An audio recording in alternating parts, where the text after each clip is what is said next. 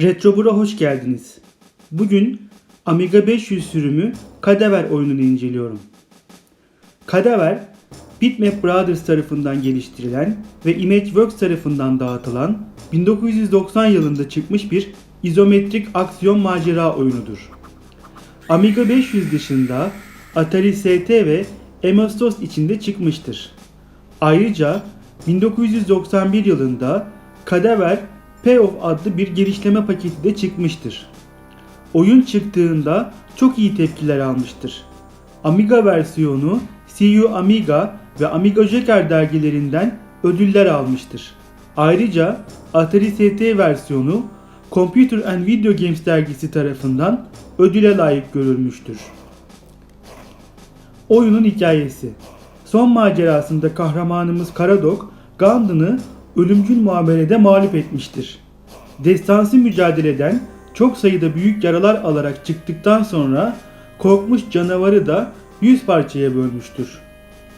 Kahramanımızın tüm bu görevler için kazandığı altın iyiydi ve önümüzdeki 2 ayı dinlenmek ve seyahat etmekle geçirdi.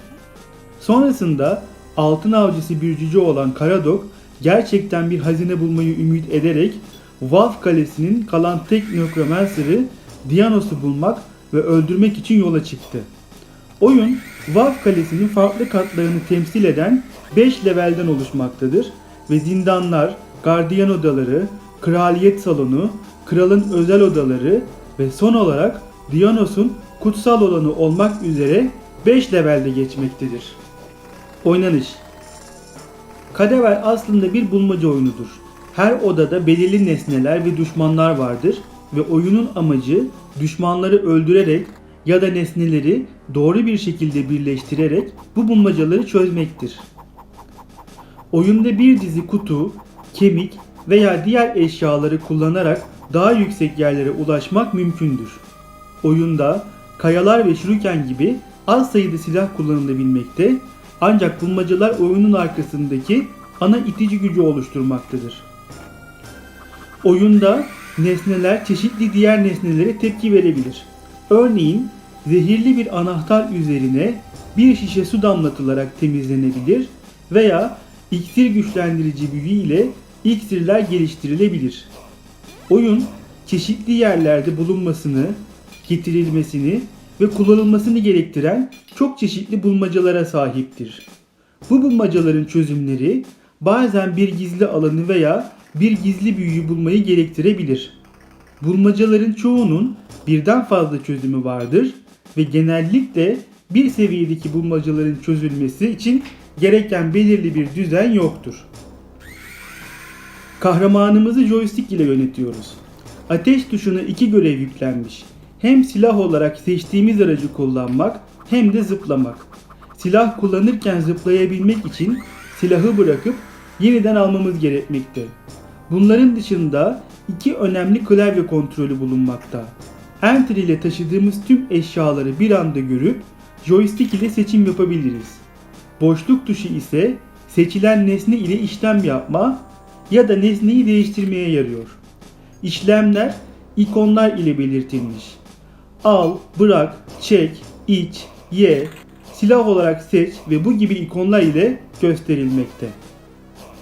Seçilen nesnelere göre uygun işlem ikonları ekranın sol alt köşesinde gösterilmekte.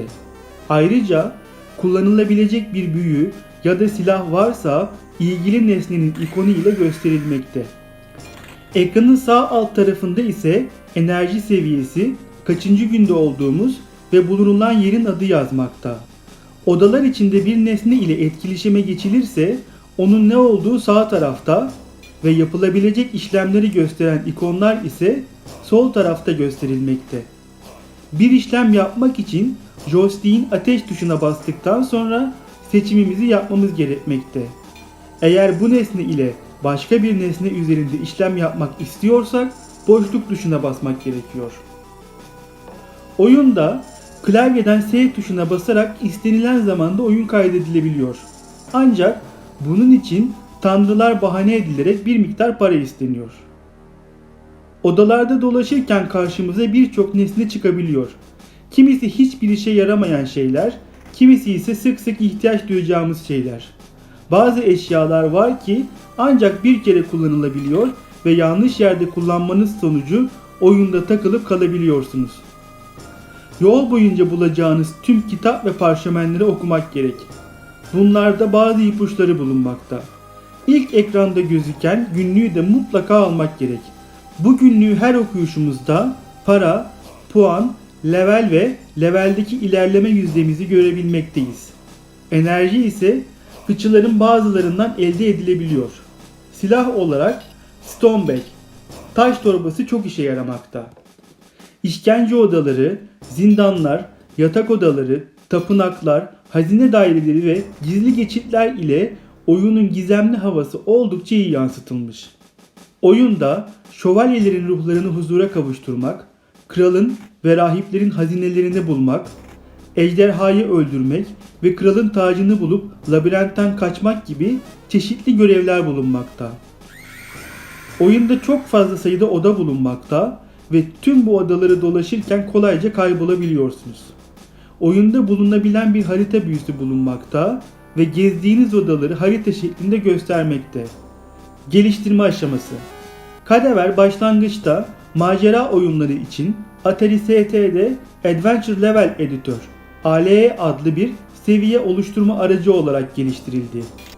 ALE'deki seviyeler başlangıçta 2 boyutlu bir harita olarak oluşturulur.